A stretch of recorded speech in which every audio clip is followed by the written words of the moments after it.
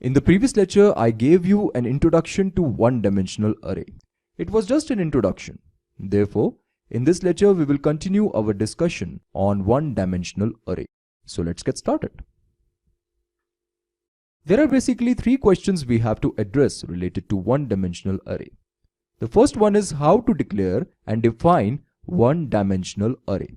Then we have to address this question, how to access the array elements. And then we have to answer this question, that how to initialize one-dimensional array. But the focus of this lecture is to understand how to declare and define one-dimensional array. Let's try to answer this question in this lecture. Declaration and definition of one-dimensional array. The syntax of declaring and defining one-dimensional array is like this.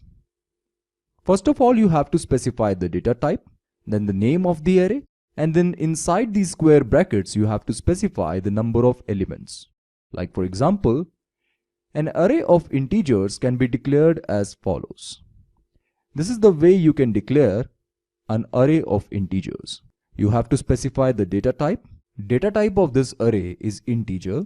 Name of this array is ARR, and number of elements of this array is equals to 5, right?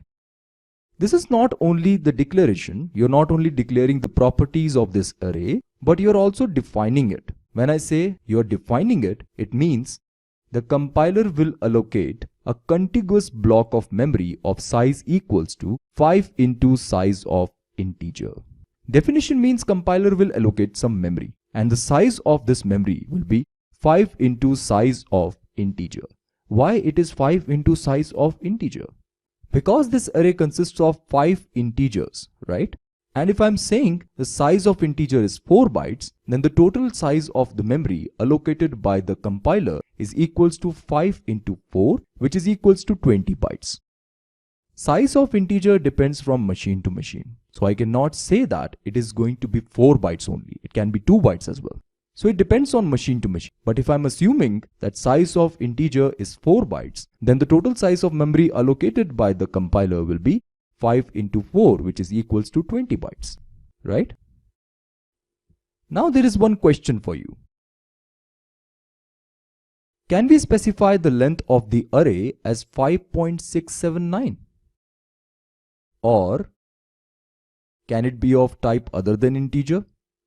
The answer to this question is no, you cannot. The length of an array can be specified by any integer constant expression. It can be any integer constant expression. You can simply write the number of elements, or you can write an expression like this, 5 plus 5, which eventually evaluates to an integer, which is equals to 10. You can also write like this way, 5 into 3, which is equals to 50. Or you can simply declare a variable, and inside these square brackets you can write an expression like this, which eventually evaluates to an integer, right? Because 21 divided by 3 is equals to 7, and 7 is the value which is assigned to this variable. So finally the size is equals to 7. But what about this? Can length be negative? This is not a correct length of array. Length of an array cannot be negative, right? It does not make any sense. Therefore, I can rewrite this statement as the length of an array can be specified by any positive integer constant expression. It must have to be a positive integer. It cannot be a negative integer. Okay? Now let me give you one tip. Specifying the length of an array using macro is considered to be an excellent practice. If you remember, this is the way we can specify the macro, right? This is the way we can specify macro. And specifying the length of an array using macro is considered to be the best practice. But why? We will see why in the next lecture.